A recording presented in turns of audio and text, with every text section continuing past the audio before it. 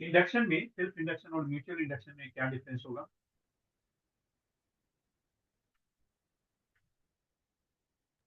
Mutual induction, self induction में खुद से इंडक्शन करता है, म्यूचुअल इंडक्शन में दो यूज होते हैं कॉइल्स, बट फॉर्मूला क्या क्या है? Phi equal to L I self induction, phi equal to M I mutual induction. ठीक है, म्यूचुअल इंडक्शन। अगला step.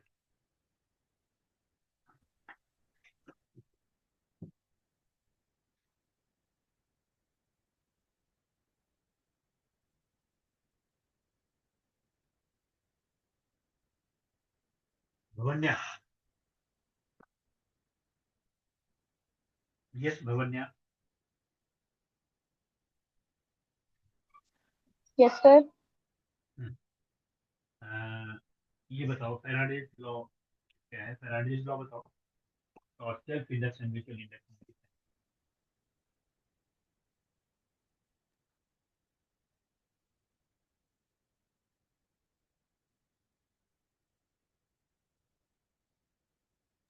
Sir self induction between सिर्फ सेल्फ इंडक्शन क्या है, म्यूचुअल इंडक्शन क्या है, फैराडेज लॉ क्या है, लेंज लॉ क्या है, ये बता। Lenz law, sir, Lenz law says that induced EMF is produced in that direction so that it opposes the cause which is responsible for its production. ठीक।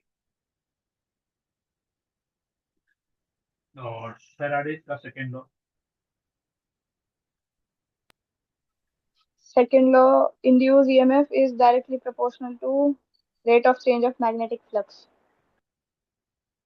Formula दो तीन बताओ।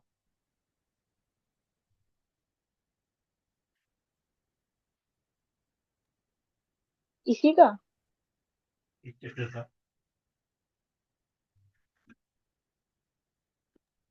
E is equal to minus n d phi by dt ठीक है। और E is equal to BLV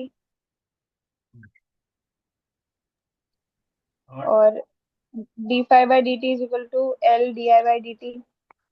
ठीक है, d mutual phi by induction dt का। is equal to n di by dt. ठीक है, म्यूचुअल इंडक्शन का। म्यूचुअल इंडक्शन का यही sir d phi by dt is equal to m di by dt. ठीक है, एक लास्ट टॉपिक इसमें हमने कल कराया था, mutual induction self induction due to long solenoid. L equal to mu not N square L A. N इसमें length, number of turns पर यूनिट लेंथ।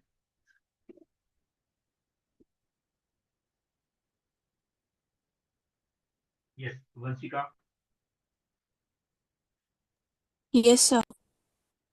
एक बार शॉर्ट में जितने भी फॉर्मूले पढ़े हैं कल, सबके बारे में बता दो, एक एक लाइन। सर कौन से? ये चैप्टर जो पीछे चैप्टर के ये मैं।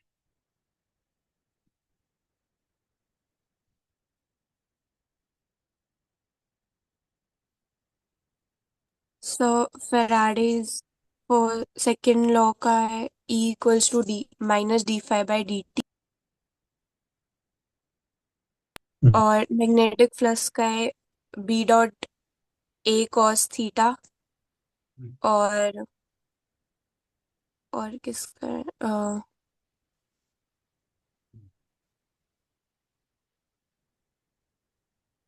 और सर सेल्फ इंडक्शन का है माइनस एल एल आई, और म्यूचुअल का माइनस एम आई। वो phi equal to L I है, फाई इक्वल टू एम हाँ आई। वही फाई वही। मतलब ठीक। और Kritika. Sir mutual induction due to long solenoid का है बी वन इक्वल्स, बोलिए। B B one equal to. Sorry वो M equals to mu not N I N two A. N one N two होगा, mu not N one N two. Number of turns N one N two हमने लिया था, and mu not N one N to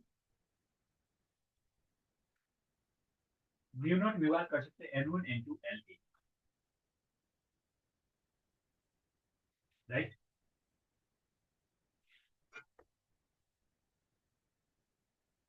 ठीक है, next. ये समझ में आ गया है। अब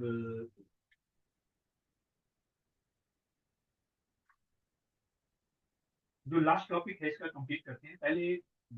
क्योंकि ट्रांसफार्मर और एसी जनरेटर ये दोनों साथ साथ ही कर लेते हैं।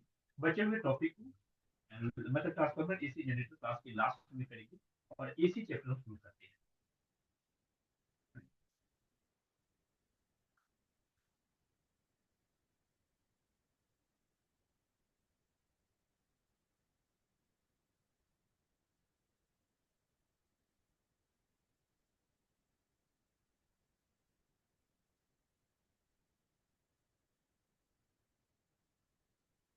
कृतिका,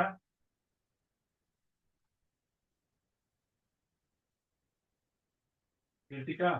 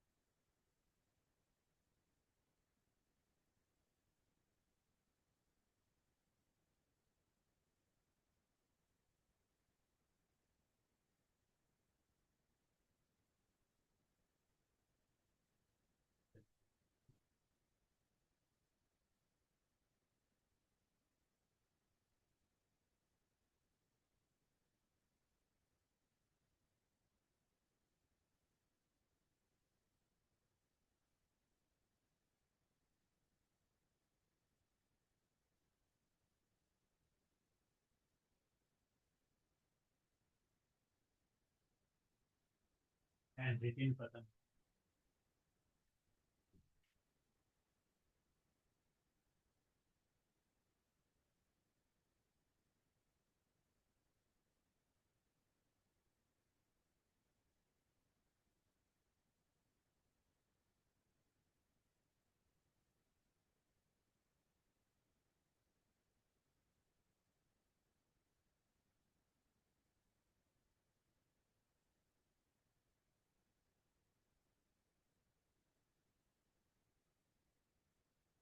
ने फाइल है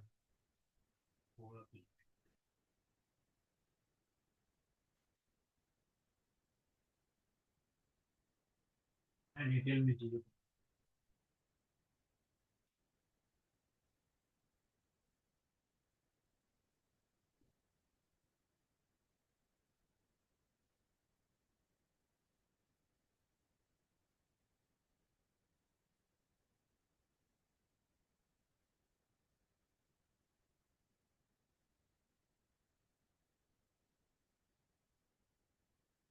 देखो इसमें सारी चीजें हैं, लेकिन मैं इसकी डिटेल में कराऊंगा। ये काफी ज्यादा जो इसमें चीजें हैं, काफी कुछ कवर कर सभी कुछ, काफी कुछ मतलब सभी कुछ ही कवर कर।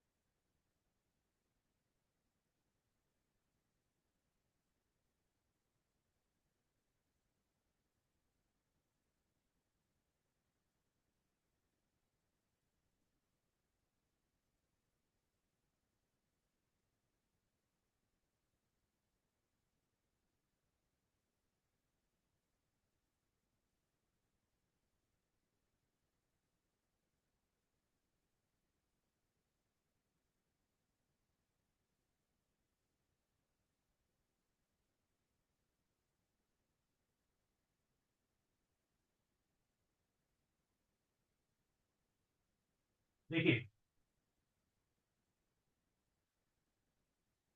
टॉपिक है अल्टरनेटिव करंट। जैसे कि मैंने बताया था मैं इसको पूरा ही अभी मैक्सिमम चीजें कवर करूंगा। आपको क्या करना है,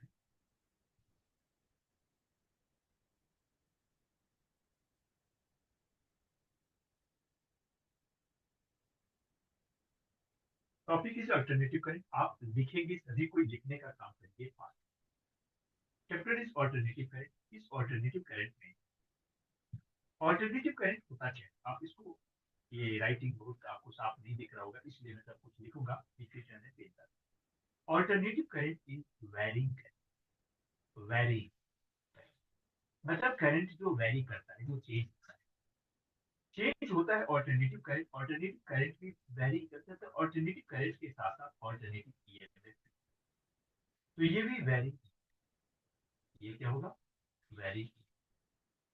ऑल्टरनेटिव करंट और तो वेरी कैसे है, क्या है, ये यहाँ पे एक ई लिखा हुआ है ईएमएफ, यहाँ पे करंट वेरी।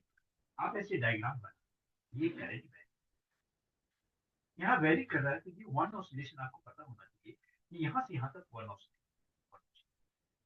जब ये वन ऑसिलेशन है तो वन ऑसिलेशन का टाइम और इसका हाफ यहाँ पे होता है, और ये इसका टी बाई, और ये होता है। उसके बाद यहाँ मैक्सिमम वैल्यू ऑफ ईएमएफ, यहाँ पे मैक्सिमम वैल्यू ऑफ, ये हुआ ईएमएफ के ऑल्टरनेटिव है, इसीलिए इसका equation E equal to equation E naught sine. ये करेक्ट, आप ऐसा इक्वेशन करंट के लिए भी ले सकते हैं, आई इक्वल टू आई। ये इक्वेशन यहाँ पे आएगा, सेम चीज यहाँ पे। देखिए यहाँ पे भी करंट वेरी कर रहा है, इसके ऊपर तक डायग्राम बनाया गया ऑल्टरनेटिव करंट के लिए। यहाँ भी टाइम पीरियड टी, देखो टाइम पीरियड जो है वो टी, टाइम पीरियड। और फेज की बात करेंगे तो वन ऑसिलेशन में टी पाई का फेज इज टू पाई, तो यहाँ पे ये हो गया time period T by two होगा, ये ऐसे ही टी बाई ऐसे टॉपिक चलेगा। ये ग्राफ जो आपने ग्राफ बनाए, ये दोनों ग्राफ साइन का ग्राफ है, साइन का ऐसा ग्राफ कॉस के लिए भी बना। तो यहाँ पे जैसे मैं E equal to E naught sine inverse, तो वहाँ पे E equal to E naught cos omega T होता है। आई इक्वल टू यहाँ भी आई नॉट कॉस, ये यहाँ पे उसी टाइप से आप दूसरा ग्राफ भी बना सकते हैं। कॉस का ग्राफ होगा तो ग्राफ नीचे से ऊपर की तरफ जाएगा, मीनिंग सेम। ये भी ग्राफ ईएमएफ और करंट के लिए। Alternative current, alternative in value, alternative half positive half, ये जो मैंने चीज बताया कॉस का ग्राफ को नीचे ग्राफ, यहाँ पे कॉस का ग्राफ किया। यस, इसमें से जब आप लिखते हैं I equal to I not sine omega T, जब आप यहाँ पे लिखते हैं I equal to I not sine omega T, तो इसमें कौन से क्या टर्म है, जैसे आप यहाँ पे लिखते हैं I equal to I not sine omega T, E equal to E not, या कॉस में भी लिख सकते हैं I equal to I not cos omega T. जैसा कि मैंने बताया साइन के लिए भी लिख सकते हैं, कॉस के लिए, करंट के लिए भी लिखेंगे, ये दोनों वैल्यू। इसमें से इस जो पहला वाला टर्म है, ये मैक्सिमम वैल्यू ऑफ करंट, ये मैक्सिमम वैल्यू पीक, ये maximum value of E, yes maximum T here, I is the current at time, ध्यान सुनिए, I is the current at time, E is the EMF at time, E is the EMF at time, I is the current at time। तो यहाँ पे लिखता है E not peak value of EMF, I not peak value of omega, angular frequency या angular velocity होता है, जो 2 pi by T के बराबर होता है, जो 2 पाई बाई टी के बराबर या 2 पाई एफ के बराबर, जो 2 पाई बाई टी के बराबर होता है या 2 पाई एफ के बराबर। एफ इज फ्रीक्वेंसी, आप न्यू भी कर सकते हैं, आप इसको 2 पाई न्यू भी कर सकते हैं।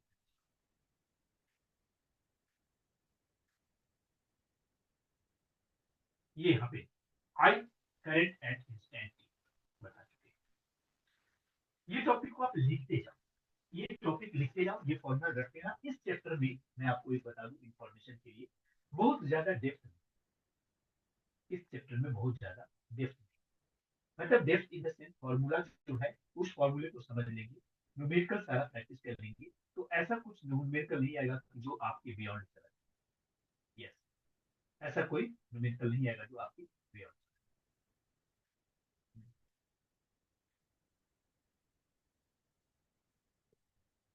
तो आगे अब आइए यहाँ पे एवरेज और mean value of alternative. Yes, average और मीन वैल्यू ऑफ ऑल्टरनेटिव। देखो, एवरेज और मीन वैल्यू ऑफ ऑल्टरनेटिव करके बहुत ज्यादा दिमाग नहीं लगाएंगे हम, सीधा फॉर्मूला लिखो, एवरेज और मीन वैल्यू ऑफ ऑल्टरनेटिव। ये आई एवरेज लिखो या आई एम लिखो, ये 2I0/5। यस, क्या होगा? 2I0/5 एवरेज और आई एम 2I0। उसी तरह और ईएमएफ आप निकालें तो कितना होगा? ई एवरेज या ई मीन कितना होगा? 2E0/5। 2E0/5 एवरेज और मीन करें 2E0/5।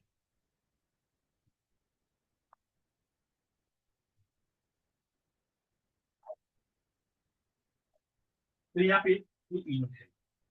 निकालने का मेथड और एक चीज की हम यहाँ पे नहीं जानते। नेक्स्ट वन, आगे बढ़े। उसके बाद आइए root mean square.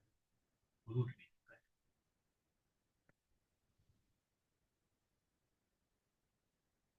Root mean square value किसका? Of alternating current. तो इसका फॉर्मूला आई, अच्छा, रूट मीन स्क्वायर वैल्यू के दो तीन अलग अलग नाम लिया था। इसका दूसरा नाम वर्चुअल है,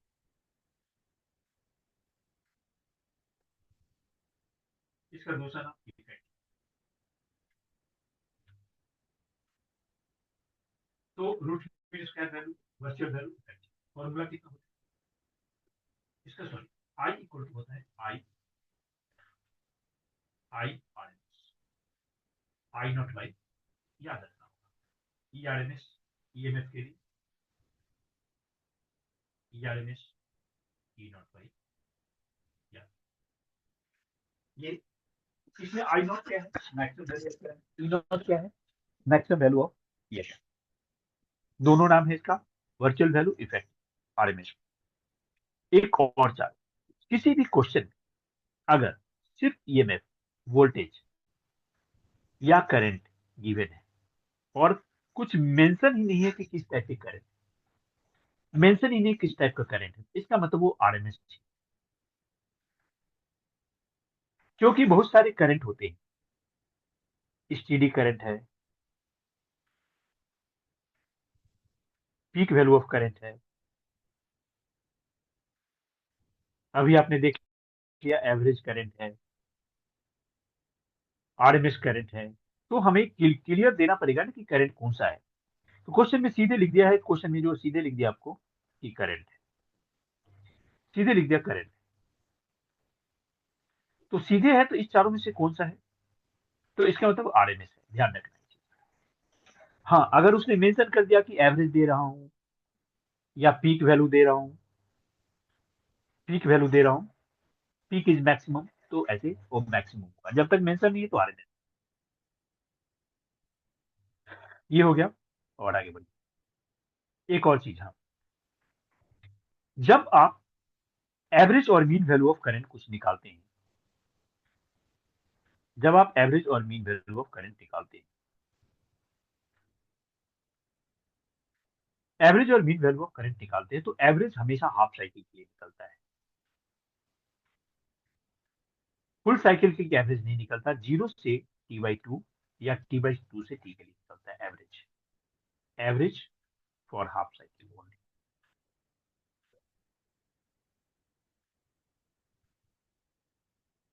क्योंकि फुल साइकिल का एवरेज 0 हो जाएगा, और आरएमएस जो होती है, आरएमएस वो पूरे साइकिल के लिए निकलती है, फुल साइकिल के लिए 0 से T।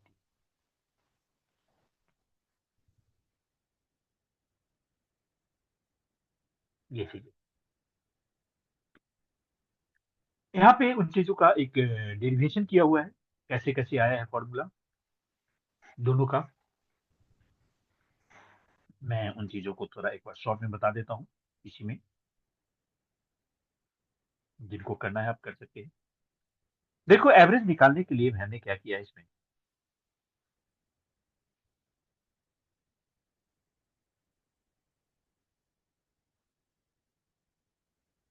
एवरेज निकालने के लिए जनरल फॉर्मूला होता है D Q equal to I D T होता है। D Q equal to I D T जो फॉर्मूला होता है, आई डी क्यू चार्ज होता है, क्योंकि आई इक्वल टू आप लिखते हैं D Q by D T, charge upon time. तो D Q equal to I D T, I का general formula I equal to I not sine omega T, I का general formula I equal to I not sine omega T है।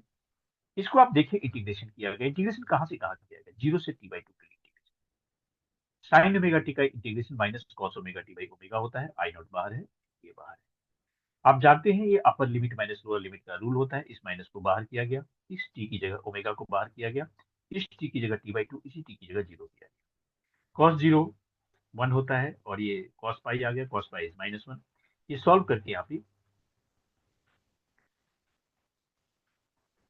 Omega को value 2 pi by T किया गया, minus minus 2, ये 2 cancel होके ये हमारे पास क्यू की फॉर्मूला आ गया equal to I naught Q. फिर माना गया according to definition mean value I M, जो क्यू चार्ज है, मीन वैल्यू ऑफ चार्ज है, हाफ टाइम पीरियड में उतना ही चार्ज देगा। इस इक्वेशन 1 और 2 को इक्वेट किया गया, ये फॉर्मूला हमारे पास 2 आई नॉट बाई पाई, मैं जो कि पहले बता चुका हूं, ये फॉर्मूला आ गया 2 आई नॉट बाई पाई।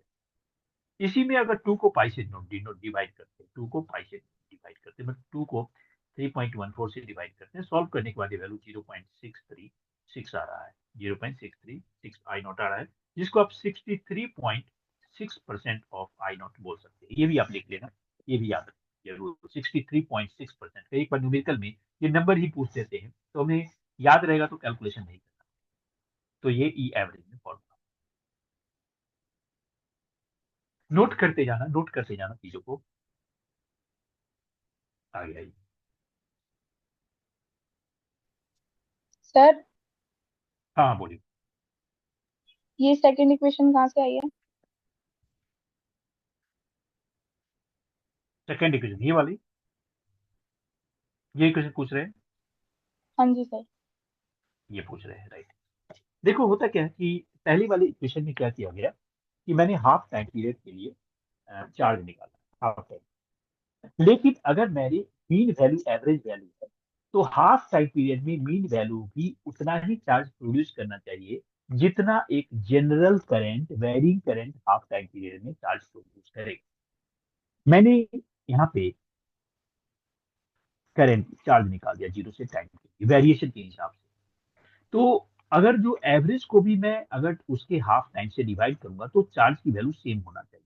तो ये I am average value of current था, तो हाफ टाइम पीरियड के लिए चार्ज निकलेगा Q equal to charge, current Q time होगा तो चार्ज निकलेगा, वो उतना ही चार्ज निकलेगा जितना ये हमने हाफ टाइम पीरियड का चार्ज निकाला है। तो वो यहाँ पे दोनों चार्ज को फिर इक्वेट किया, क्योंकि टाइम पीरियड सेम था और उधर हमने टोटल चार्ज निकाला था, इधर एवरेज चार्ज निकाला था। Okay sir. समझ, ठीक है। अगर नहीं समझ में आया तो एक और चीज मैं समझा देता हूँ, आपको समझ में आ जाएगा अभी पूरा। मान लो, मान लो कि आपके क्लास में 50 स्टूडेंट है या 40 स्टूडेंट होता है, 40 स्टूडेंट है, और सबके अलग अलग मार्क्स ऐड करो, सबके अलग अलग मार्क्स लो, किसी के मार्क्स मान लो 50 है, किसी के 60 है, सबको मार्क्स को आप ऐड करो, ऐड करने के बाद आपको टोटल एक्स। अब क्या करो, इस 40 जो बच्चे हैं, इस 40 बच्चों का एवरेज मार्क्स, तो एवरेज मार्क्स मान लो वाई, तो y को 40 से मल्टीप्लाई करोगे, y को 40 से, तो उतना ही मार्क्स आना चाहिए जितना सम ऑफ इंडिविजुअल बच्चे का मार्क्स आना चाहिए, होना चाहिए। नहीं समझ आया, ये लाइन किसको किसको समझ में आ गया?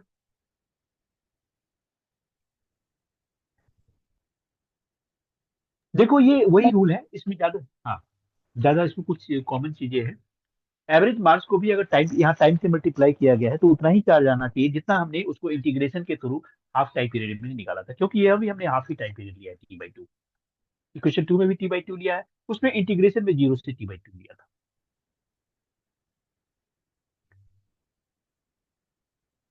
आगे आरएमएस के बारे में मैं बता चुका हूं, फिर भी यहाँ पे इसकी फिर मैं जैसा कि मैंने बताया root mean square value, virtual value, effective value एक। इसके अंदर चूंकि आरएमएस होता क्या है, आरएमएस को अलग से समझो, आरएमएस क्या होता है। एक बार आरएमएस नई चीजें होती है, समझ में नहीं आता आरएमएस क्या है। आरएमएस का मतलब है रूट मीन स्क्वायर,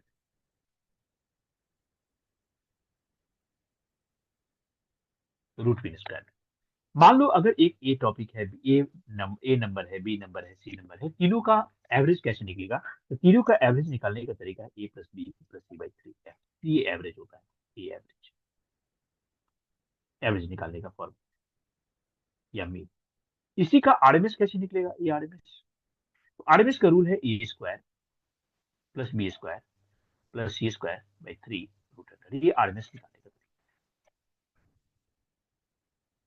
तरीका, ये बात है आरएमएस निकालने का तरीका। बट आप यहाँ पे ये फॉर्मूला नहीं लगाए हैं, जनरल मेथड बताते हैं। आरएमएस यहाँ पे निकालने के लिए क्या किया गया है कि हीट निकाला गया है, क्योंकि हीट में स्क्वायर होता है, क्योंकि मुझे भी यहाँ स्क्वायर वाले टर्म चाहिए। H equal to I square R T, आपने फॉर्मूला पहले पढ़ा हुआ है क्लास 10th में करंट इलेक्ट्रिसिटी में। Heat produce I current R resistance T time, तो D H is the amount of heat produce I square R D T. I current है, R जो है रेजिस्टेंस है, और I equal to I not sine omega T, अभी अभी हमने पढ़ा है। तो आई को मैंने आई नॉट साइन ओमेगा टी कर दिया, उसका स्क्वायर किया गया आर डी टी, फिर इसको पूरा ब्रैकेट किया गया और इसकी इंटीग्रेशन 0 से टी बाई 2 के लिए 0 से टी की इंटीग्रेशन किया गया है। यस, तो ये इंटीग्रेशन कर करके यहाँ से पूरा फॉर्मूला आ गया है, जो मैंने यहाँ पे डायरेक्ट पहले लिख दिया था। ये हीट निकला, फॉर्मूला सॉल्व करके आया। इंटीग्रेशन में वही जो होता है, साइन स्क्वायर ओमेगा टी का डायरेक्ट इंटीग्रेशन नहीं हो सकता, इसको 1 minus cos 2 omega T by 2 किया गया है, फिर 2 को बाहर किया गया है, डी टी, इसको सॉल्व किया है, कॉस 2 ओमेगा टी का sine 2 omega T by 2 omega कर दिया गया, फिर upper limit minus lower limit value solve किया गया, फिर ये हमारा फॉर्मूला, राइट, एक फॉर्मूला आ गया। हम्म,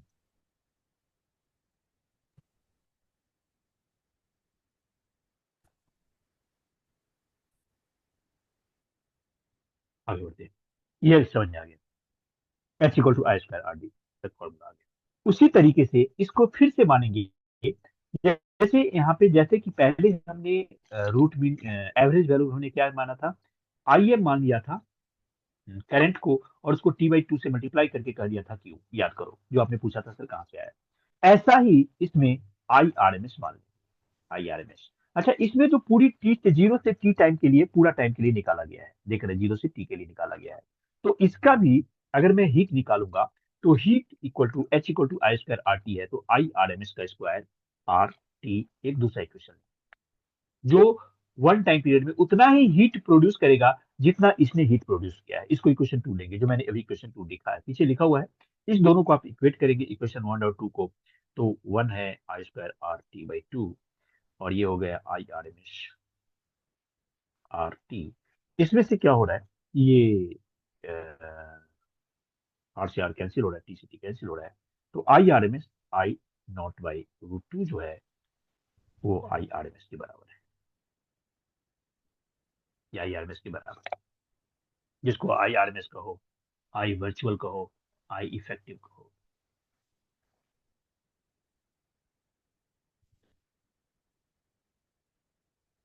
ये डेरिवेशन पीछे किया हुआ है।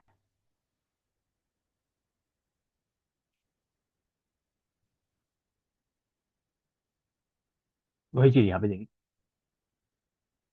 आई नॉट बाई रूट 2, इसको रूट 2 की वैल्यू जो 1.414 है, डिवाइड करते हैं तो 0.707 आ रहा है, जो 70.7% हो रहा है, जो 70.7% ऑफ आई नॉट होता है। और जैसा कि जो फॉर्मूला आरएमएस करंट के लिए, वही फॉर्मूला ईएमएफ के लिए, जो इसका फॉर्मूला है वही formula EMF.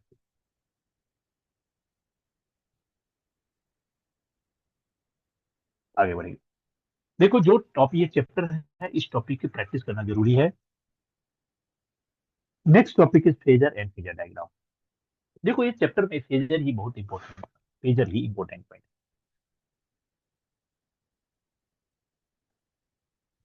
Phasor he important point, phasor, phasor is a vector, phasor is a vector, याद रखो फेजर इज ए वेक्टर।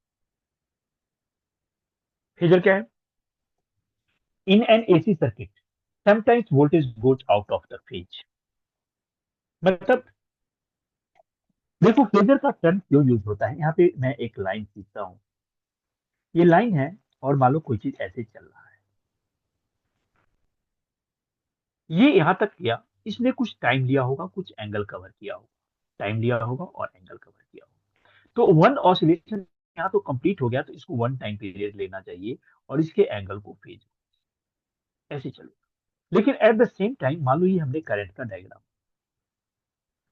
कोई ऐसा चीज हुआ कि इसके साथ साथ वोल्टेज भी चेंज हुआ है, तो वोल्टेज में कोई वेरिएशन कुछ आगे पीछे हो गया, मतलब वो आगे चला गया या पीछे चला गया टाइम से, तो फेज डिफरेंस हो सकता है, या हो सकता है कि थोड़ा ये ईऊपर से चले, मतलब कुछ ये हमारा स्टार्टिंग ही ऊपर से फेज कुछ हो रहा है, ऐसे चल रहा है डायग्राम। तो एक मैंने ये करंट का डायग्राम था पहले, ये ईएमएफ का डायग्राम है, तो दोनों में फेज डिफरेंस हो रहा है।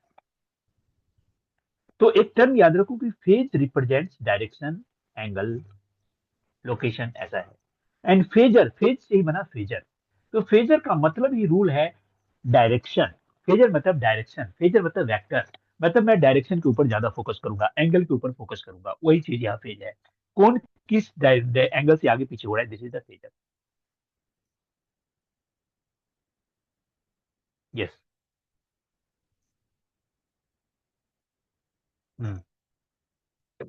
देखो यहाँ पे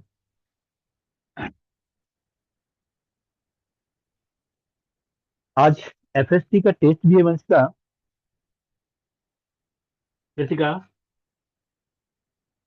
आज टेस्ट भी है और बायो की भी क्लास है, तो बायो वाले सर तो करीब साढ़े आज 11 वाली 12 क्लास बजे है। आज आज एफएसटी फुल टेस्ट वाला है।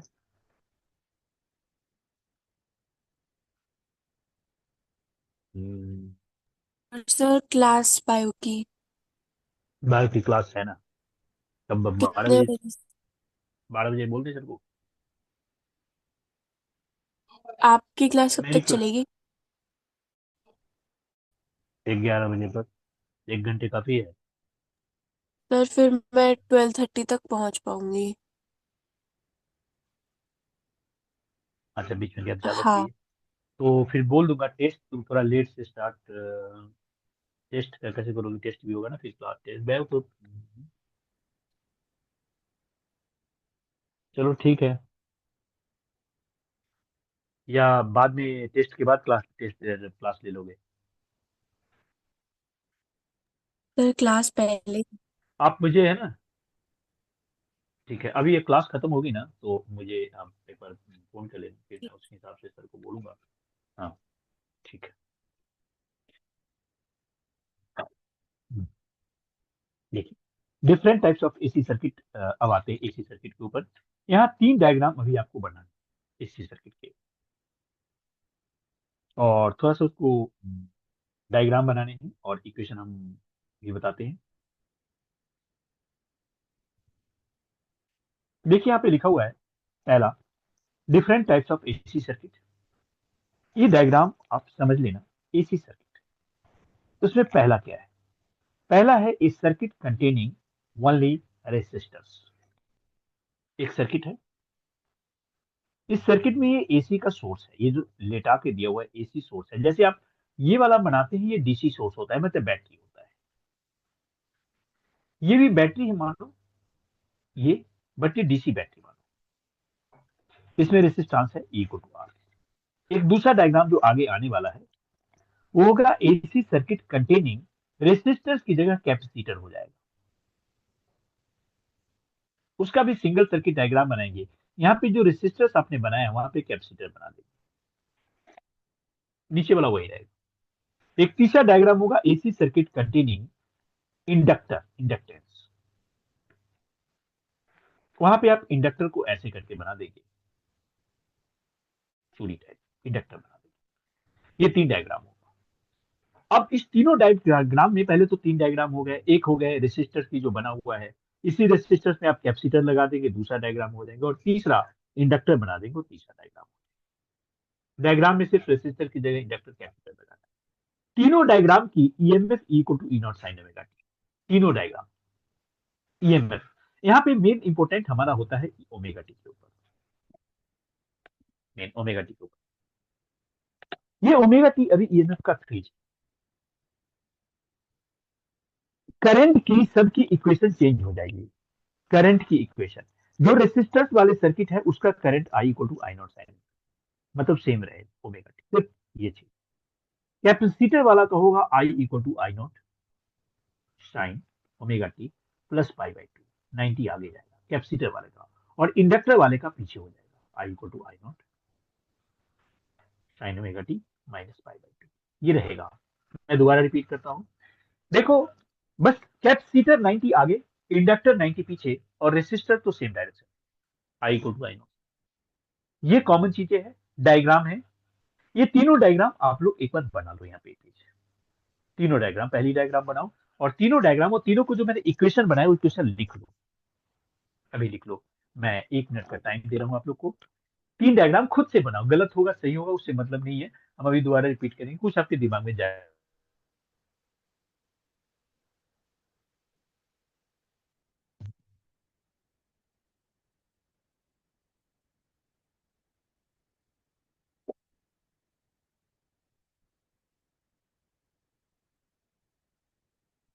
कीजिए इसको।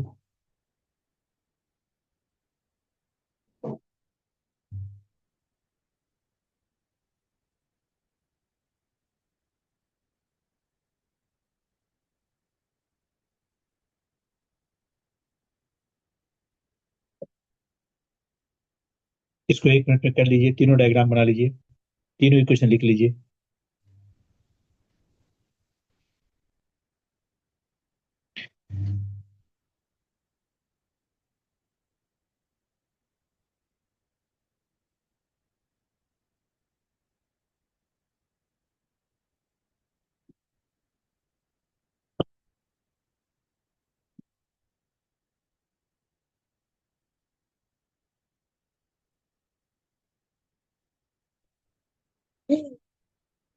मतलब मेरे कहने का मतलब था कि आपको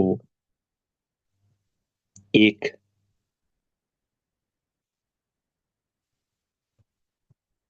ये डायग्राम बनाना था रेसिस्टर्स के लिए।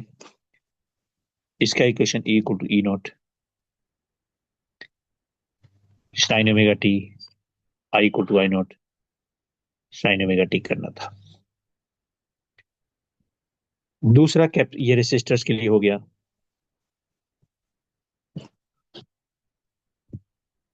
दूसरा कैपेसिटर के लिए डायग्राम बनाना था।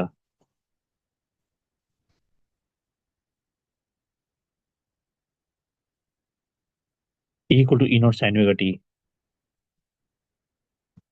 आई equal to I not sine omega T plus pi by two बनाना था। तीसरा इंडक्टर का डायग्राम बनाना था। इंडक्टर का डायग्राम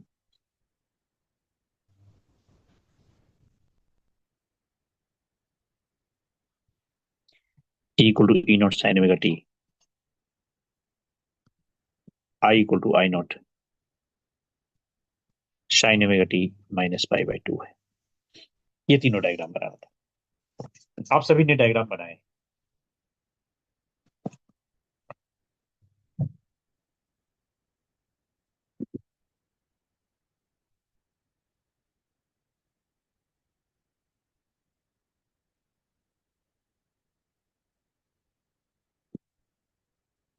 इस डायग्राम में हम एक एक ग्राफ बनाते हैं, सब ग्राफ देखो। सभी के लिए जो ईएमएफ का ग्राफ है, ग्राफ ईएमएफ का ग्राफ, ये ग्राफ थोड़ा सभी को बनाएंगे। ईएमएफ का सबका ग्राफ कुछ ऐसा होगा। ये तो ईएमएफ ऑफ ग्राफ हो गया पहले वाले का, सभी ये तो सभी में चलेगा।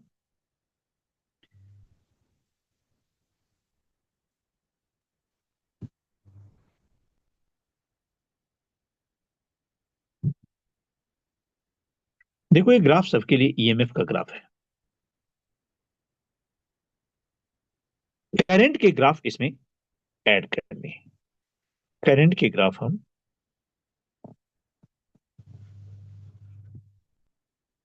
येलो कलर से लेते हैं। देखो इसमें ये भी ओमेगा टी है, ये भी ओमेगा टी है, दोनों सेम फेज है, तो ये ग्राफ सेम ही, एक ही बार उठेगा अपनी जगह से, एक बार जाएगा। ये करंट का ग्राफ है, आमने सामने जाएगा। ये करंट का ग्राफ हो गया। क्योंकि दोनों का फेज सेम है, बट यहां फेज का अंतर है। ये 90 आगे है, ये कैपेसिटर के बारे में बात कर रहे हैं, तो ये ग्राफ ऊपर से स्टार्ट होगा। देखो ग्राफ ऐसे चलेगा, इस टाइप से ग्राफ चलेगा 90 आगे, और ये ग्राफ पीछे चलेगा, ये वाला ग्राफ, क्योंकि ये ओमेगा टी माइनस 90 है।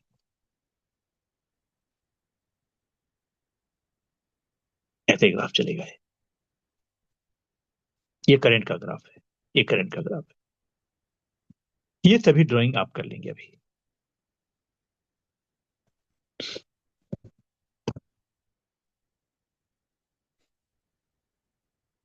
उसके बाद इस तीनों में अपनी अपनी रेसिस्टेंस होगी। तो पहले की जो रेसिस्टेंस है उसको आर बोलते हैं, दूसरे की रेसिस्टेंस को हम एक्सी बोलते हैं, एक्सी, जो 1/ओमेगा सी होता है, और तीसरे की रेसिस्टेंस को एक्सएल बोलते हैं, जो ओमेगा एल होता है। एक्सएल को इंडक्टिव रिएक्टेंस बोलते हैं, ये इसकी रेसिस्टेंस है, इंडक्टिव रिएक्टेंस बोलते हैं, और इसको कैपेसिटिव रिएक्टेंस बोलते हैं, कैपेसिटिव कैपेसिटिव रिएक्टेंस। इसका यूनिट ओम है, इसका भी यूनिट ओम है, इसका भी यूनिट ओम है, रेसिस्टेंस ओम है।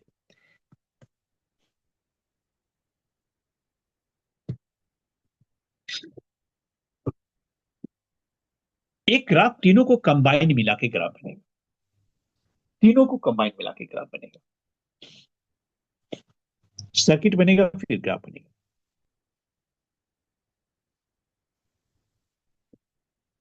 AC circuit containing L, C and R, तीनों है एलसीआर। एलसीआर है, एक डायग्राम में ग्राफ बनाओ, L C R, LCR, AC L C R, LCR आ गया, एक ग्राफ बना दिया LCR.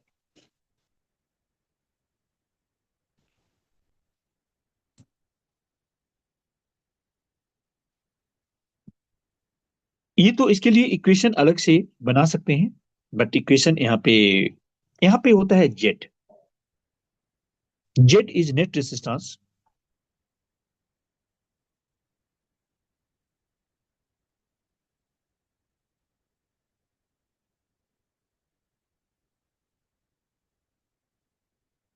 Z resistance, Z is net resistance होता है, जिसको इंपेडेंस बोलते हैं।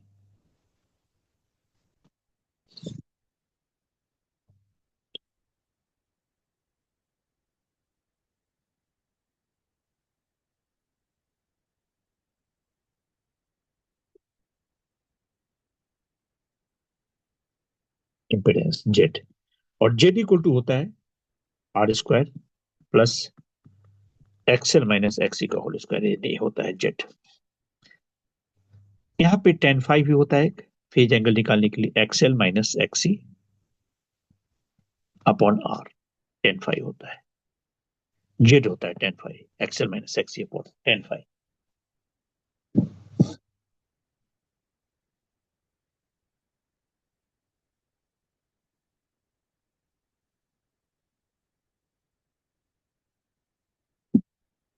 Ten phi XL minus XC upon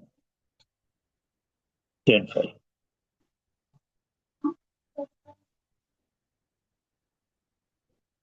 XL minus XC upon tan phi.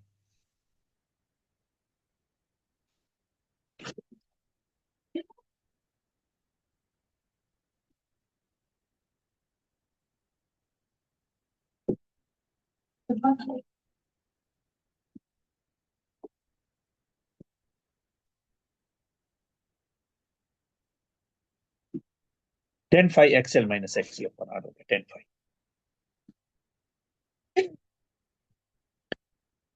अब ये XL minus XC upon R tan phi हो गया, आगे बढ़ेंगे तो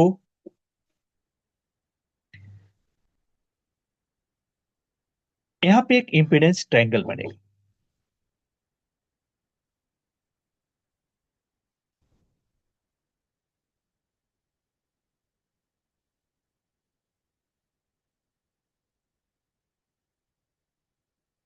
यहां एक इंपेडेंस ट्रायंगल बनेगा, इंपेडेंस ट्रायंगल।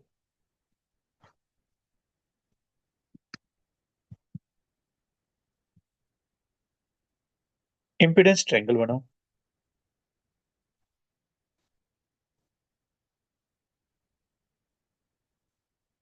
यहां पे होता है जेड, ये होता है एक्सएल माइनस एक्सी, ये होता है आर, ये 90, ये 5। इसको इंपेडेंस ट्रायंगल बोलते हैं। यहाँ पे कॉस फाई अभी तो जरूरत नहीं है, लेकिन बाद में जरूरत पड़ती है, जो आर बाई जेड होता है, जिसको पावर फैक्टर बोलते हैं, पावर फैक्टर। और टेन फाई आप जान चुके हैं, जेड जान चुके हैं, जेड निकाल चुके हैं आप, टेन फाई निकाल चुके हैं। इसी के साथ साथ एक टर्म होता है जिसको हम बोलते हैं resonance. Resonance, what is resonance? Resonance का जनरल मतलब होता है मैचिंग ऑफ फ्रीक्वेंसी।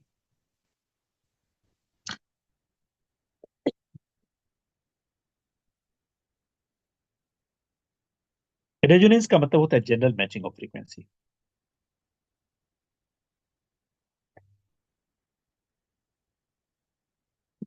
रेजोनेंस का जनरल मतलब है मैचिंग ऑफ फ्रीक्वेंसी। कहता है यहां मैचिंग ऑफ फ्रीक्वेंसी कब होता है? When Z is minimum. Condition लिख दी, Z is minimum. Z minimum कब होगा? जब एक्सएल इक्वल टू एक्सी होगा। एक्सएल क्या है? Omega L equal to 1 upon omega C.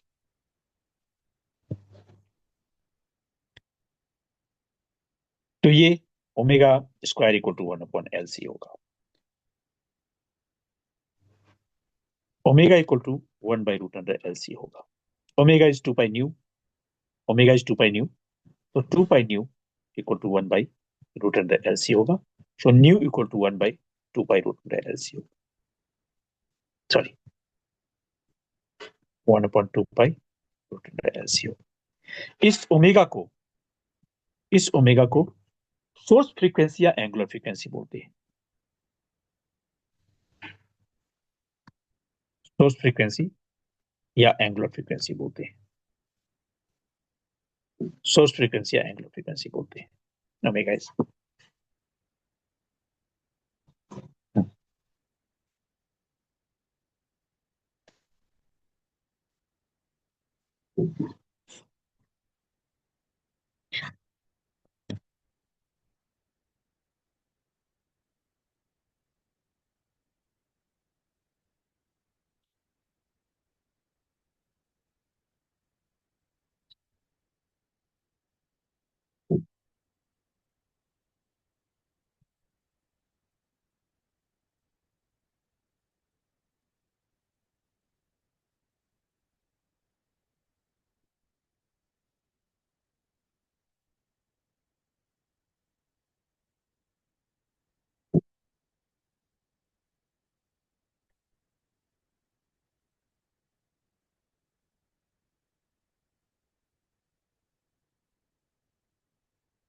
Hmm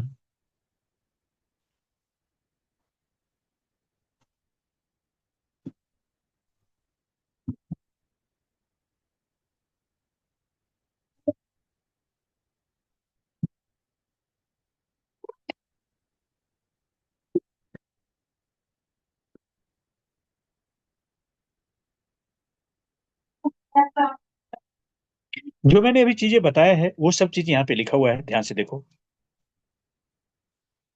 phasor diagram, symmetric diagram, वही चीज बता रखे। एल वाला circuit equal to E naught sine omega T, I equal to I not sine omega T minus pi by 2, E equal to L D I by D T, ये सारा कुछ बता चुके हैं। ये सब फॉर्मूला आप, ये वाला पोर्शन है ना, ये मैं आगे बताऊंगा, बट मैं इस सब टॉपिक पे अभी नहीं आते। ये टॉपिक मैंने जैसे कि X L equal to omega L बताया है, एक्स इक्वल टू 1 ओमेगा से, ये टॉपिक सब कवर हो चुका है। ये इक्वेशन कवर हो चुका है आपका।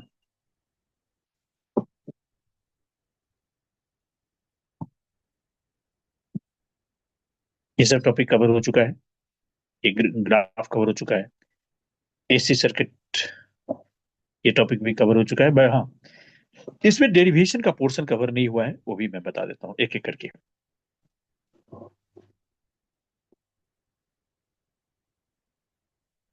ग्राफ कवर हो चुका है।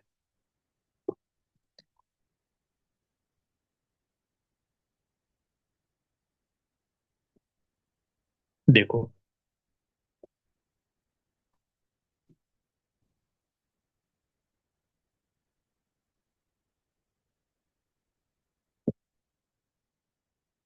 देखो, E equal to E naught sine omega T L D by D T हो गया। ईएमएफ जैसे आप लिखते हैं E equal to L D by D T. Self induction में पिछले क्लास में हमने कल पढ़ा है। कल कैसे पढ़ा है वो देखो, आपने कल पढ़ा है phi equal to L I, तो E equal to D phi by D T, तो कितना हो जाएगा L D I by D T. यही फॉर्मूला है सेल्फ इंडक्शन में। तो L D I by D T आपने लिखा, L D I by D T यहाँ पे देख रहे हैं। इसमें से E को E naught sine omega T किया गया, फिर इसको क्रॉस मल्टीप्लाई वगैरह करके ये लाया गया। साइन ओमेगा टी को इंटीग्रेशन यहाँ पे डी आई किया गया, इंटीग्रेशन में ये वैल्यू वैल्यू आ गई। Sine omega T minus cos omega T, देख रहे हैं, minus cos omega T by omega आ गया। ओमेगा को बाहर करो, एल को बाहर करो, ये माइनस कॉस ओमेगा टी है। माइनस कॉस ओमेगा टी, यही चीजें आगे कन्वर्ट होके बन जाता है I equal to E not by omega L sine omega T minus pi by two. यही कन्वर्ट करके ये चीजें बना है, यही चीज यहाँ कन्वर्ट होके बना है। माइनस अंदर जाएगा, एक्चुअल में ये फॉर्मूला होगा sine pi by to minus omega T होगा, लेकिन ये बाहर वाला माइनस को एडजस्ट करने के लिए इसको इंटरचेंज किया गया है। और ये जो ओमेगा एल है इसी को हम एक्सएल बोलते हैं, इसीलिए आप लिखते हैं E not by XL equal to sine omega T minus pi by two. और ये एक्सएल को रेसिस्टेंस की तरह होता है, ये ई नॉट बाई एक्सएल, हमारे पास एक्सएल, एक्सएल जो है ओमेगा एल है जो मैंने पहले बता चुके हैं, और ये आई नॉट हो जाता है, इसीलिए फॉर्मूला आगे जाके I not sine omega T minus pi by two आ रहा है, इंडक्टर के लिए आ रहा है। ये चीजें हो गया।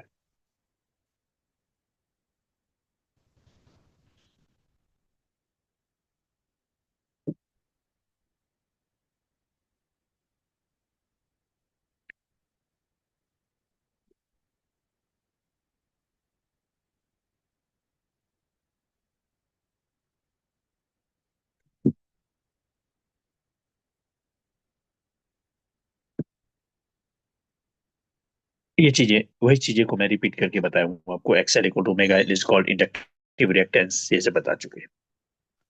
एक ये जो ग्राफ है, ये ग्राफ भी इंपॉर्टेंट है एक्सएल और ओमेगा में वेरिएशन का स्ट्रेट लाइन ग्राफ बनने का। ये इक्वेशन हो चुका है। कैपेसिटर के बारे में देखिए, E equal to E naught sine omega T होता ही होता है।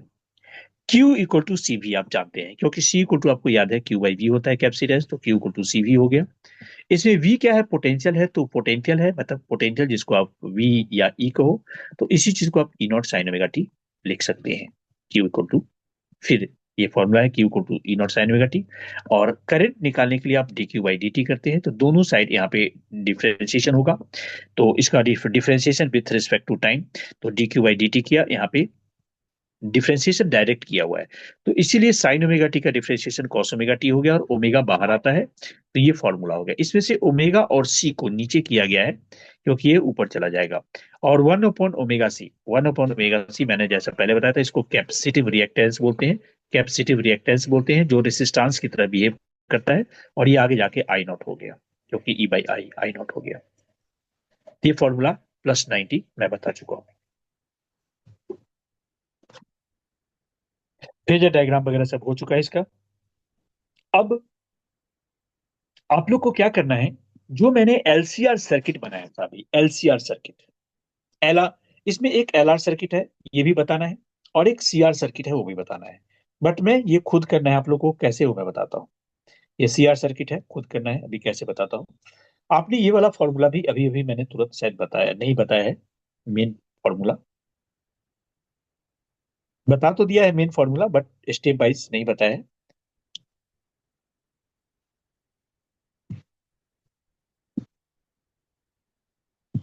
देखो, मैंने कहा था एलसीआर सर्किट, ये आपका रहा LCR circuit. LCR, RC, RLC है, कोई बात नहीं। तो जैसा कि रूल होता है कि ये ईएमएफ है, जैसा कि रूल होता है कि एक वोल्टेज है वीआर, रेजिस्टेंस की वोल्टेज, वीएल इंडक्टेंस की वोल्टेज, और वीसी कैपेसिटेंस की वोल्टेज। जो आप पूछते हैं वोल्टेज ड्रॉप जो है वही है, इंडिविजुअल वोल्टेज को वोल्टेज ड्रॉप बोलते हैं। तो रेजिस्टेंस की वोल्टेज आर, इंडक्टेंस की वोल्टेज एल, कैपेसिटेंस की वोल्टेज की सी हो गई।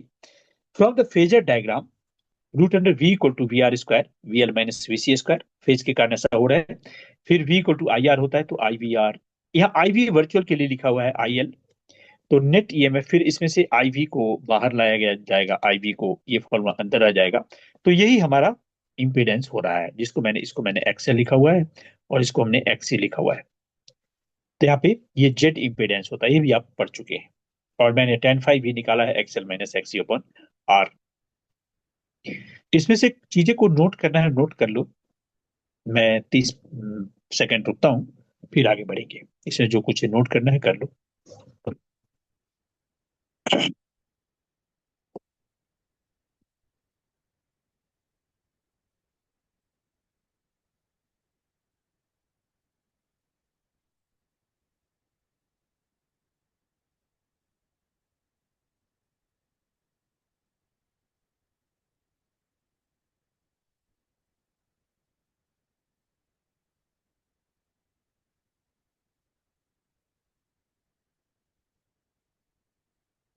is greater than omega c.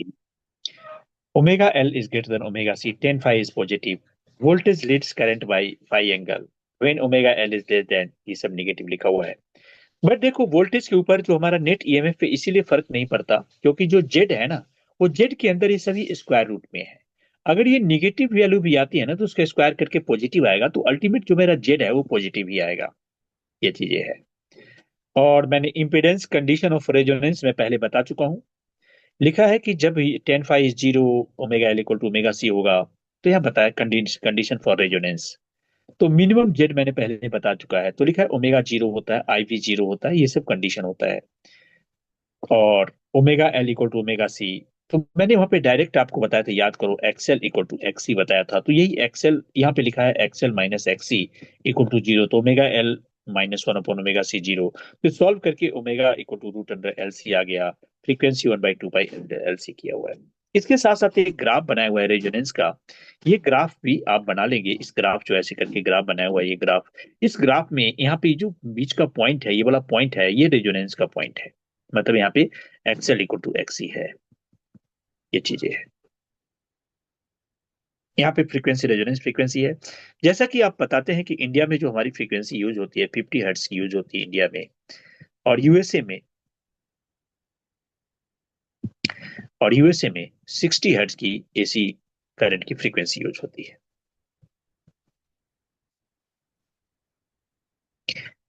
फिर एक छोटा सा टर्म है क्वालिटी फैक्टर।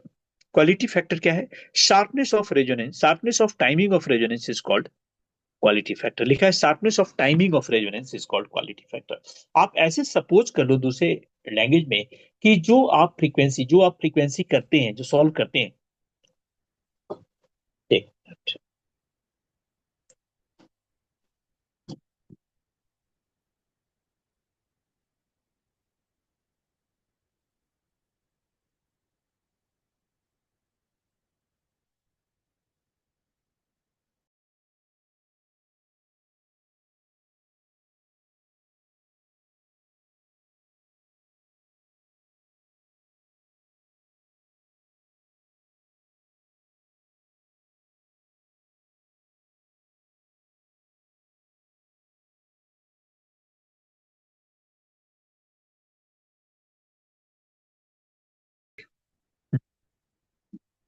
तो क्वालिटी फैक्टर के बारे में यहाँ पे बता रहे थे। तो mathematically cumulative quality factor is equal to ratio of voltage across L और सी।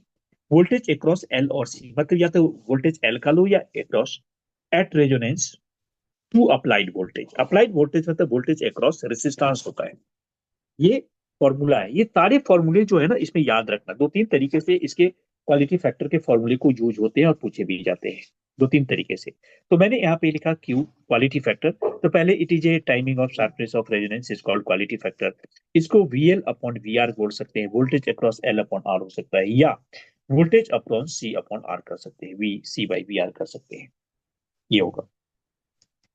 तो ये इसी चीज को आगे जाके देखो, ये VL है, EV है, ये वही चीज V ये जो V लिखा हुआ है, अप्लाइड वोल्टेज जो लिखा हुआ है वोल्टेज अक्रॉस R है, क्योंकि देखो इसको एक्सेल, अब हम आगे लिखेंगे तो क्या लिखेंगे, V को आप क्या लिखेंगे, V इक्वल टू IXL/IR, ये क्या लिखेंगे, IXC/IR, ऐसे करेंगे, I कैंसिल होके ये चलेगा, जहां एक्सेल है वो चेंज हो जाएगा अपना, XL equal to omega L, या XC है 1/ओमेगा C है, ये पूछे पीछे वही चीज क्या किया गया, देखो आई कैंसिल किया गया, एक्सेल को ओमेगा एल किया, R किया गया, फिर ओमेगा की जगह पे 1/LC किया गया, तो ये फॉर्मूला आ गया कैंसिल होके Q इक्वल टू, ये भी फॉर्मूला आप याद रखना, Q equal to 1/R root under L/C, Q quality factor. इधर से भी दूसरे तरीके से भी वही फॉर्मूला सॉल्व किया गया, आई भी कैंसिल किया गया, XC को 1/ओमेगा C किया हुआ R है, फिर ओमेगा को रूट अंडर LC किया गया, जो होता है फॉर्मूला ओमेगा को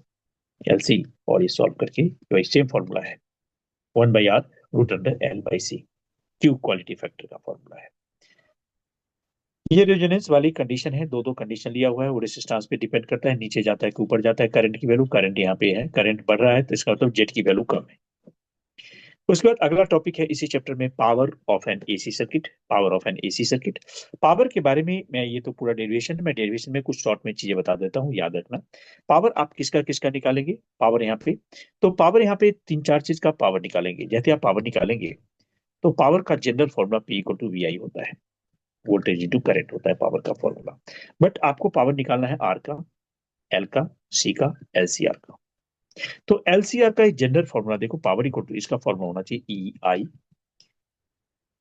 EI cos फाई, या cos omega T plus phi, ऐसे फॉर्मूला इसका चलता है, जनरल फॉर्मूला पावर का EI। अब इसका जो फॉर्मूला होता है पावर का P इक्वल टू, वो EV/IV फॉर्मूला होगा, और ये ओमेगा टी भी नहीं, सिर्फ cos फाई लो, ओमेगा टी प्लस फाई नहीं, सिर्फ cos फाई लो। तो इसमें इसीलिए होता है क्योंकि यहाँ cos 0 हो जाता है, क्योंकि दोनों करंट और वोल्टेज सेम डायरेक्शन में होता है, फाई इक्वल टू 0 हो जाता है। दूसरे का L का जो पावर होता है वो 0 हो जाता है, पावर 0 क्यों होता है, क्योंकि EV/IV cos 90 हो जाता है, प्लस या माइनस cos 90 की वजह से 0 हो जाता है। C में भी P equal to EV/IV cos 90 हो जाता है, 0 हो जाता है, cos 90 प्लस हो माइनस हो, cos 90 है वो cos 90 0 हो जाएगा। तो L और C का पावर एवरेज 0 हो जाता है, इसका EV/IV हो गया, और general formula EV/IV cos phi है। तो पावर का ये चीज है, इसी चीज को डेरिवेशन के थ्रू यहाँ पे पीछे समझाया गया, पावर का फॉर्मूला वही आएगा, देखेंगे। For resistive circuit, circuit containing only R, so phi equal to 0, P equal to EV/IV cos 0, EV/IV formula हो गया। Maximum power dissipation. Pure inductive circuit में cos फाई की वैल्यू 90 हो गया, cos 90 0, EV/IV cos 90, तो पावर यहाँ भी 0 हो गया। It shows an inductor does not consume any power in the circuit. Purely होना चाहिए, प्योरली का मतलब उसके अंदर नो रेसिस्टेंस। फिर है purely inductive circuit, inductive is said to be pure if it is zero resistance, लिखा हुआ जीरो रेसिस्टेंस। तो इसका भी cos फाई देखो लगाया, EV/IV cos फाई, ये भी 0 हो गया। It shows that capacitive does not consume any power in the circuit, ये बताया गया। और अगर मान लो कोई भी और तरीका है, तो एक मिनट, अभी अभी आपको मैंने एक इससे पहले एक टॉपिक बताया था LCR, उसके बाद मैंने LR और CR भी लिखा हुआ था, मैंने कहा इसके बारे में आपको बताएंगे, बट बताया नहीं LR और CR क्या बताना है। डायग्राम अगर देखोगे तो इसका डायग्राम में हम L का डायग्राम बना लेते हैं, C का डायग्राम बना लेते हैं, R का डायग्राम बना लेते हैं, और ये कर देते हैं। और इसमें हम दो चीज कर लेते हैं, यहाँ पे हमने Z निकाला था, Z का फॉर्मूला आप R² plus XL minus XC का स्क्वायर कर दिया था, और tan फाई भी आप निकाल सकते हैं, तो tan phi XL minus XC/R कर दिया था tan फाई। बट इसी में अगर LR में देखोगे तो C नहीं है, तो C वाला पोर्शन जो भी है उसको 0 कर दो। मतलब इसका पहले तो डायग्राम बनो, तो डायग्राम में LR बनाना था, L हो गया, और ये R, ये डायग्राम हो गया इसका, ये डायग्राम हो गया। तो यहाँ पे जेड निकालोगे तो जेड में तो सी है नहीं, तो आर स्क्वायर प्लस एक्सएल का स्क्वायर हो गया जेड का डायग्राम। और टेन फाइव निकालोगे तो कितना होगा, एक्सएल बाई आर हो जाएगा टेन फाइव। फिर दूसरी डायग्राम बनाओ, सी आर डायग्राम, तो ये सी बना लो, सी आर डायग्राम। तो जेड इक्वल टू कितना होगा, root under R square plus XC का स्क्वायर, ये डायग्राम हो जाएगा Z equal to R square plus XC square. Tan phi कितना हो जाएगा, एक्सी बाई आर। मैंने ये क्यों लिखा है, ताकि आपको क्लियर होना चाहिए कि कौन चीज मैं क्या कर रहा हूं।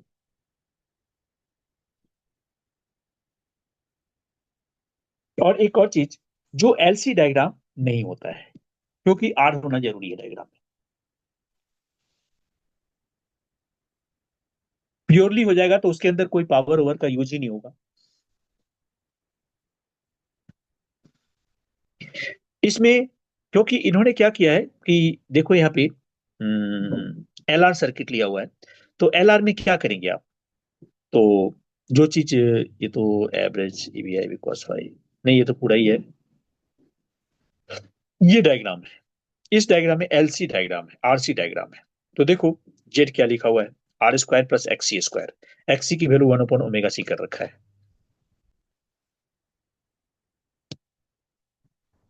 यही तो है। हाँ। और यहाँ पे cos फाई की वैल्यू लगाया गया, cos phi R by Z होता है, आर बाई जेड हो जाएगा cos phi R by Z. और जेड यहाँ पे देख रहे हैं वही है, R square plus X T square होगा, एक्स को 1/ओमेगा सी का स्क्वायर किया हुआ है, ये चीज यहाँ पे पुट किया हुआ है।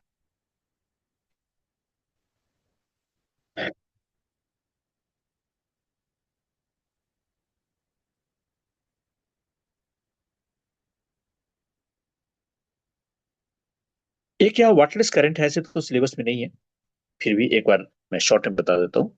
वाटलेस करंट का मतलब होता है करंट थ्रू प्योर एल और C which consumes no power for its maintenance is called wattless current. तो इन्हें लिखा है current through pure inductor and capacitor which consumes no power for its maintenance is called wattless current. कहता है pure L या pure C होगा तो उसको करंट कंज्यूम नहीं करता, तो उसको वाटलेस करंट बोलते हैं।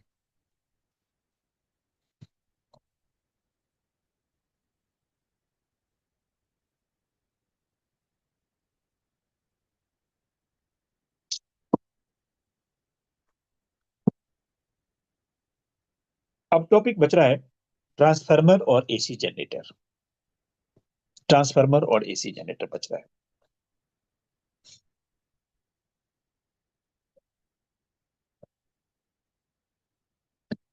ट्रांसफार्मर और एसी जनरेटर क्या भी कर ले या इसको आगे करे, आप लोग बताओ।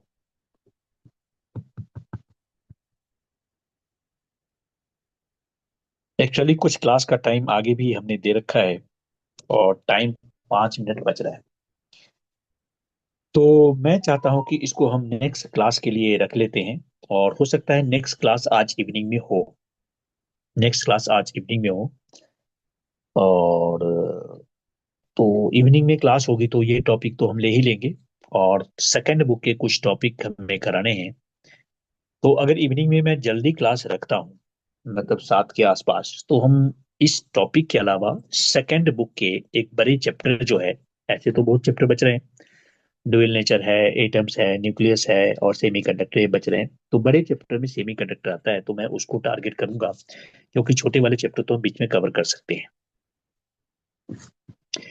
तो ट्रांसफार्मर में चूंकि 5 मिनट में होगा नहीं, थोड़ा पूछना भी पड़ेगा, इंपॉर्टेंट टॉपिक है ट्रांसफार्मर और एसी जनरेटर। तो हमने ये तो दो इंस्ट्रूमेंट ट्रांसफार्मर और एसी जनरेटर ये बच गए हैं, इसको हम अभी नहीं ले रहे हैं, नेक्स्ट क्लास में हम इसको कवर करेंगे। इसके बीच में आप लोग को कुछ पूछना है तो आप लोग कुछ पूछिए, और नहीं तो हम क्लास को यहीं पे रोकेंगे। यस, किसी को कुछ पूछना है। कृतिका, वंशिका, देखो आप लोग की बायो की क्लास होगी, मैंने अभी मैसेज बीच में आया था क्लास के लिए, तो मैंने वहाँ 12 के बाद का टाइम लिया है, 12:30 तक बोले हैं सर के आने के लिए। तो आप लोग पहले जाके क्लास ले लेना, फिर जाके टेस्ट देना, टेस्ट थोड़ा लेट से स्टार्ट कर लेना, हो सकता है मैं वहाँ रहूंगा भी। और लेट से स्टार्ट कर लेना और लेट तक क्लास हो, टेस्ट ले लेंगे। 2 से 5 का टाइम होता है, आजकल हमने 1 बजे से 4 बजे का टाइम कर दिया टेस्ट में, तो जल्दी हो जाए। तो चलिए, कुछ पूछना है तो आप पूछ सकते हैं, अभी हम 5 मिनट में आपके डाउट सॉल्व करते हैं, और नहीं तो फिर क्लास को यहीं पे रखते हैं, फिर आगे नेक्स्ट क्लास में करेंगे आगे कंटिन्यू। टॉपिक हमने थ्योरेटिकल दो इंस्ट्रूमेंट का पार्ट बच रहा है, इसको कंप्लीट किया है। आप लोग इसकी प्रैक्टिस करेंगे आज पूरा, दोनों चैप्टर का, कल का और आज का जरूर प्रैक्टिस करेंगे, कम से कम 2-2 बार, और न्यूमेरिकल भी करेंगे जो आपसे हो सकता है। सर हाँ बोलिए। चैप्टर 6 से कुछ। चैप्टर 6 के कुछ बताना है क्या? हाँ सर, एक वो बता दो, Lenz law, how is Lenz law based on conservation of energy. Okay, ऐसे मैंने कल इसका डिस्कशन किया था, लेकिन मैं दोबारा बोल देता हूँ। कल मैंने डिस्कशन किया था, देखो वर्ड को ध्यान से सुनना, क्योंकि उन चीजों को फोकस नहीं करते तो हम टॉपिक बता देते हैं ना, तो दिमाग से निकल जाता। देखो, उसका बेसिक रूल है, लेंज लॉ में जो प्रोड्यूस होता है ईएमआई में, वो करंट प्रोड्यूस होता है, and current is electricity, it is electrical energy that produce, current is produce, तो electrical energy is produce. One, ठीक है। How electrical is energy is produce, पहला point, we move magnet towards coil और away from the coil, यही करते हैं, magnet को move करते हैं, तो दूसरे जो सर्किट है उस सर्किट में करंट इंड्यूस होता है, तो इलेक्ट्रिकल एनर्जी तो आ गया। किसके अगेंस्ट में आया? तो जब हम मूवमेंट स्टार्ट करते हैं तो during movement we have to work against repulsion और एट्रैक्शन। जब टुवर्ड्स द क्वाइल मूव करते हैं, तो अगर नॉर्थ को मूव करते हैं तो वहां पे नॉर्थ पोल जनरेट हो जाता है, और उसको हमें उसके अगेंस्ट में वी आर पुशिंग इट, और हम उसको दूर करते हैं, नॉर्थ को अवे करते हैं, तो उधर साउथ प्रोड्यूस होता है, लेंज लॉ जो ने कहा है। तो उसके अगेंस्ट में हमें अट्रैक्शन या रिपल्सन, किसी के अगेंस्ट ये फोर्स लगाते हैं, तो we do some mechanical energy, तो we do some mechanical work, and that mechanical work that have spent during movement of the magnet, that convert into current, that is the electrical energy. So this is the conservation of mechanical energy into electrical energy, so it follows conservation of energy, so it is called so it obeys law of conservation of energy.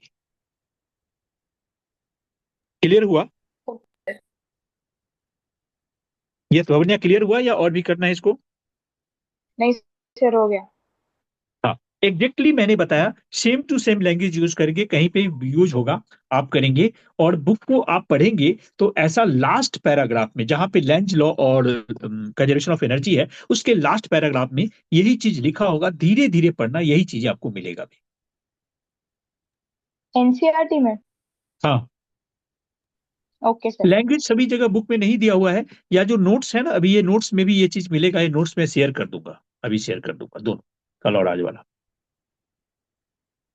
Yes, किसी और को कुछ पूछना हो, या आपको और कुछ पूछना है Bhavanya, no Manan, sir. Sir ठीक है। Vanshika, no sir. कृतिका? चलिए ठीक है, तो कल क्लास यही होगा, शाम का क्लास अगर रखते हैं तो फिर मैं आपको मैसेज कर दूंगा, ठीक है। और अगर 2 घंटे से ज्यादा का टारगेट होगा तो हमारा सेमी कंडक्टर रहेगा, ये दोनों टॉपिक के अलावा, और उसको फिनिश किया जाएगा इस तरीके, तो हमारे बड़े बड़े चैप्टर फिर हो जाएंगे, ठीक है। चलिए।